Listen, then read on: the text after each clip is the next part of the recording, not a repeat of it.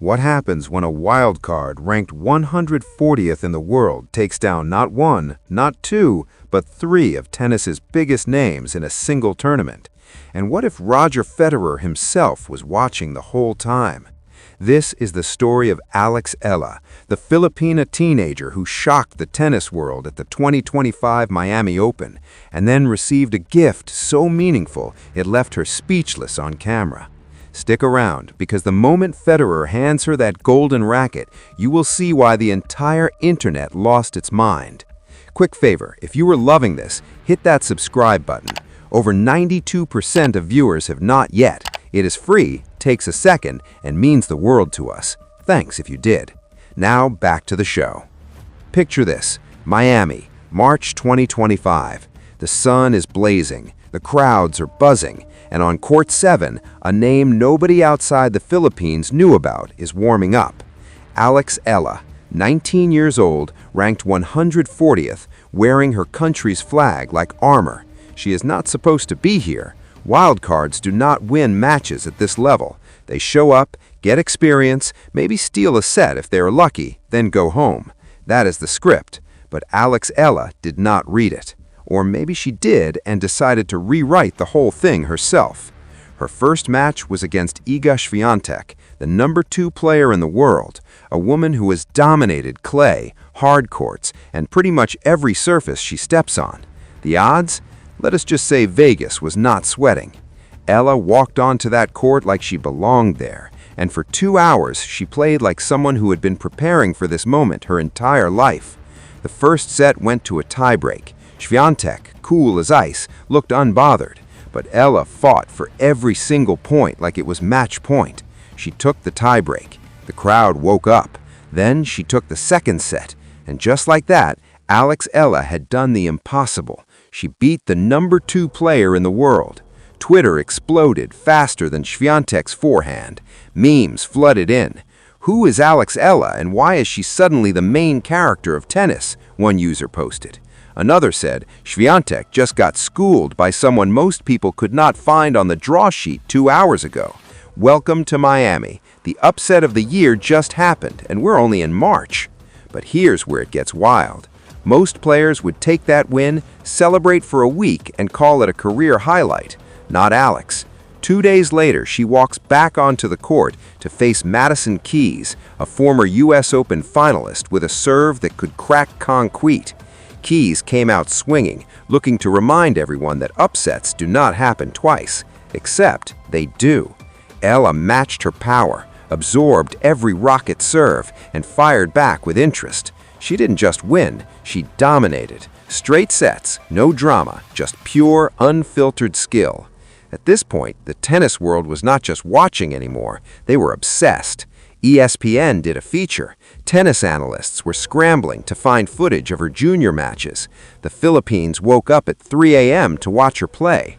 And Alex? She just kept her head down and prepared for the next match, because the story wasn't over yet, not even close. Her quarterfinal opponent was Yelena Ostapenko, the 2017 French Open champion, a player known for going absolutely berserk on court and hitting winners from impossible angles. Ostapenko does not lose quietly. She fights, she yells, she makes you earn every single point. And for 3 sets, that's exactly what happened. The match was a war.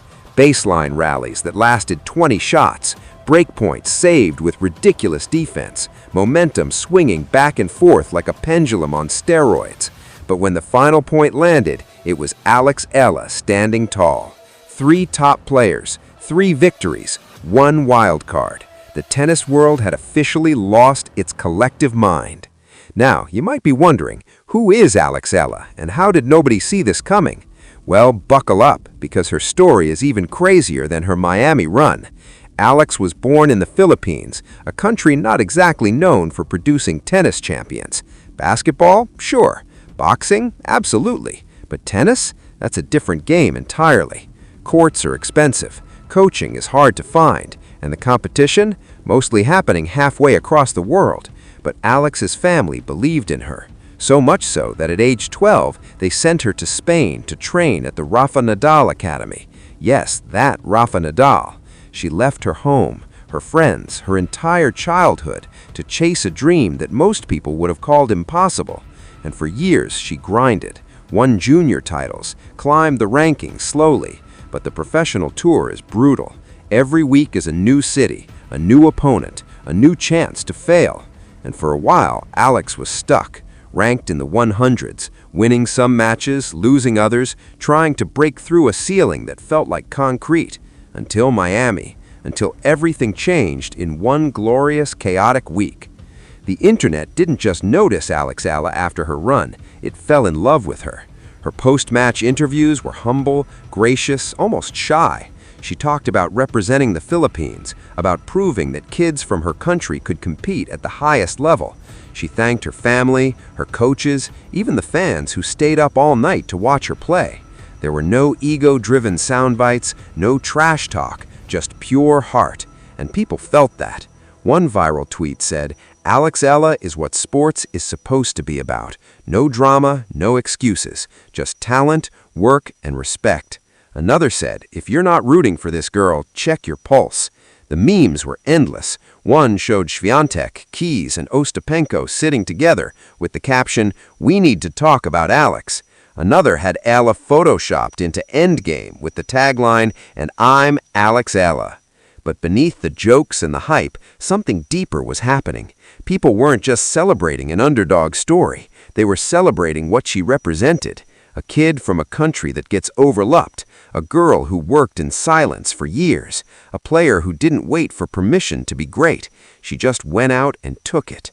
And then, just when you thought the story couldn't get any better, Roger Federer entered the chat. Not on Twitter, not with a press statement, in person, with a gift. Let that sink in for a second. Roger Federer, the man with 20 Grand Slam titles, the GOAT of grace and elegance, the guy who made tennis look like art, was watching Eala's matches, and he was impressed. So impressed, in fact, that he decided to do something about it. After her semifinal match, which she narrowly lost in 3 sets, Federer reached out to her team. He wanted to meet her, privately. No cameras, no press, just a conversation between two players who understood what it meant to fight for every point. But Federer, being Federer, he didn't just show up empty-handed. He brought a gift, a custom golden racket, not gold-plated, not spray-painted, a legitimate, beautifully crafted golden racket engraved with a personal message. The inscription read, "To Alex, belief is the first step. Keep climbing. RF." When Alex saw it, she froze. You could see the moment her brain tried to process what was happening. Roger Federer, her childhood idol, the player whose matches she watched on grainy streams at 2 a.m., was standing in front of her, handing her a golden racket and telling her to keep going.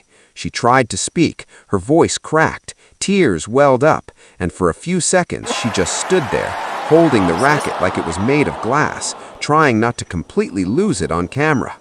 The video of that moment went viral within hours. Not just tennis viral, internet viral. Millions of views, thousands of comments, celebrities reposting it, athletes from other sports chiming in. One comment said, "I don't even watch tennis and I'm crying right now." Another said, "Federer just made this girl's entire life and he did it with class. That's a GOAT move." But here's what makes this moment even more powerful. Federer didn't do this for publicity. He didn't announce it beforehand. He didn't post about it on social media. He just did it because he saw something in Eala that reminded him of himself. Talent, humility, and the quiet determination to prove everyone wrong. In interviews later, Federer said, "I've been watching her matches and I see someone special, not just in how she plays, but in how she carries herself. That's rare. She has the game, but more importantly, she has the character." And that message, engraved on a golden racket, was not just a compliment, it was a promise, a reminder that the greats are watching, that hard work does not go unnoticed, that belief, the kind you build in silence during those brutal training sessions nobody sees, is the foundation of everything.